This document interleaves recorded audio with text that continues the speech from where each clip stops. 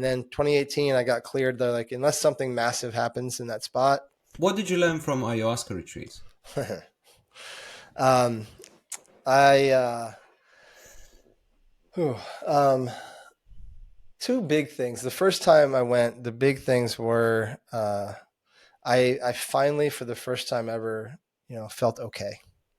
And what I mean by that is that, hypervigilance had ruled my life for a very long time. And with hypervigilance comes a lot of anxiety and a lot of rushiness, kind of like chaotic stuff. And like I would feel like just a swarm of bees in my head and just energy just zipping around my body. And there was a moment, I don't remember when it was, but one of the nights where I just was like, it was like I don't know how long it was, but it was the most peace I'd ever felt. Like everything, all the thoughts that were ever going on in my head, which was a lot, just like woof, just landed, and it was just silence. And I was like, oh my gosh, it's okay, I'm okay. That was big. Um, the other thing that it showed me was, you know, it brought shame to to the forefront for me. I definitely had experienced shame and guilt and some stuff around the addiction and knowing that I felt really broken as a kid and all that. But it showed me the depth of the shame, and so um, all the ways that it manifested in my life, all the ways that I kept recycling shame in my life, and so the symptom or the manifestation of it looked different, but it's just this shame cycle that kept repeating, whether it was addiction, heartbreak, getting fired from a job, scarcity, financial scarcity. Like my shame will be like, look over there, let's go do that. And so I finally, like, this shame all came in, and it wasn't like I was like deep in a shame experience. That happened a few years later, but um, this was the one that brought, like, holy crap, this shame is fucking deep. And so I asked ayahuasca one, and I said, show me how deep this shame is. And so I remember I don't even know what time it was, but it was the middle of the night, deep in the Amazon jungle, no lights on. And all of a sudden, the whole Maloka just lit up like it is like in my house right now. It's 2:30 in the afternoon and the sun's out. Like it was that bright in the Maloka.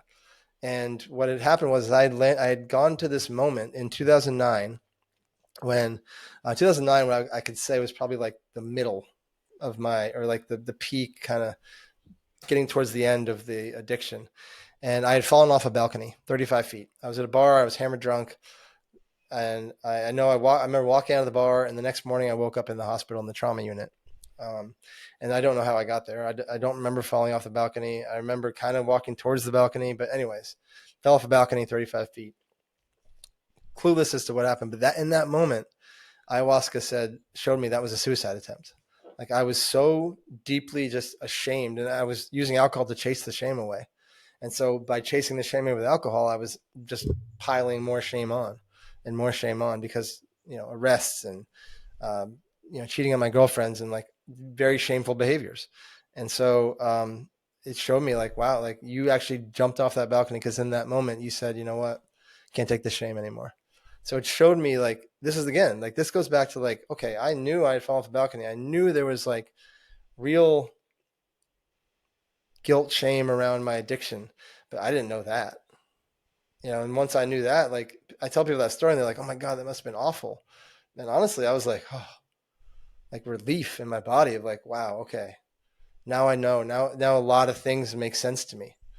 How I was showing up in relationships. Like as I would pretty much put every single person, the guy in the line at Starbucks above me. Oh, that guy's better than me. This girl, this woman, she's out of my league. There was nobody I was below everybody because of the shame. And this, it showed up in little bits here, little bits there. Some people was like, oh my God, like that guy, holy crap, like pedestal. And it's just all shame fueled. And so that was one of the deepest things that ayahuasca showed me. Now, in that ceremony in 2021, she kind of unearthed all that, like showed me the depth of it and showed me how it's like run my life for so long.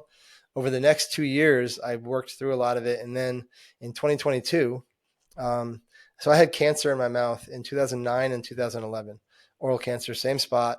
And then 2018, I got cleared. They're like, unless something massive happens in that spot, you're good. You don't have to come back to the doctor anymore. 2022, that spot basically opened up and started bleeding for like a week straight. And so I went to the doctor, and they diagnosed me the cancer's back. And so I knew in that moment that I was like, this is not physical. This is an emotional thing. So I went back about a month later. I went back and sat with ayahuasca again. And she showed me again this cancer was the actual, like all that stuff that came up in 2021. 2 years later, this cancer was the actual, my physical body purging the emotional distortions of the cancer, of the shame that lived in my body. And so there was one night I drank 4 cups of ayahuasca, and it was one of the hardest nights of my life because I spent, must have been 4 hours in looking at every single thing about myself that I'm ashamed of.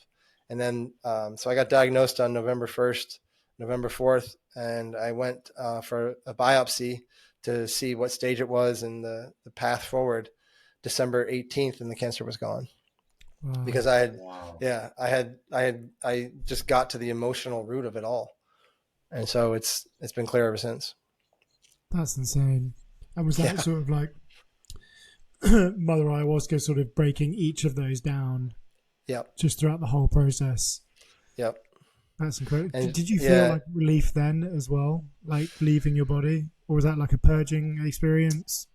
yeah, it was, so, yes, absolutely. It felt like, oh my, I was like, it felt like I knew I wasn't having a physical experience of cancer. Like I wasn't losing weight. I wasn't gaining weight. Like I was healthy. And so just like knowing like, oh my God, the emotional body is cleared. Now, that being said, this period also showed me how deeply attached I still was. So shame loves a victim. Shame, the antidote for the shame's antidote to shame is I'll get victimhood and I'll get attention and I'll get love, I'll get saved. The higher consciousness addiction or antidote for shame is go to safe places and tell the thing you're ashamed of to free it. So when I got diagnosed with cancer, I felt that little kid that got so much from being a victim and so much from being saved, kind of threw a little party. He was like, "Oh my God, like we get attention again, like we get to be sick again." And so I had done so much work to clear this, and it came back, but I was like, "Oh God." Like I felt excitement in my body. And then when I got the biopsy results back that said you don't have cancer, I felt that same little kid that got so much out of being a victim.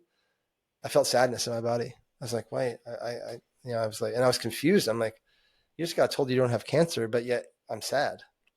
And so not only was it the purging of shame, but it was the finally putting to bed of this deep rooted victim that I had living inside of me. Mm. Thank you so much for sharing. That was Mm. It's really incredible. It's like your body having a completely different response to something that it was used to, like Yeah. you're saying as a kid. And I think it's amazing how much that carries through all the way through. Do you still use like ayahuasca even to this day? Like to Yeah. yeah.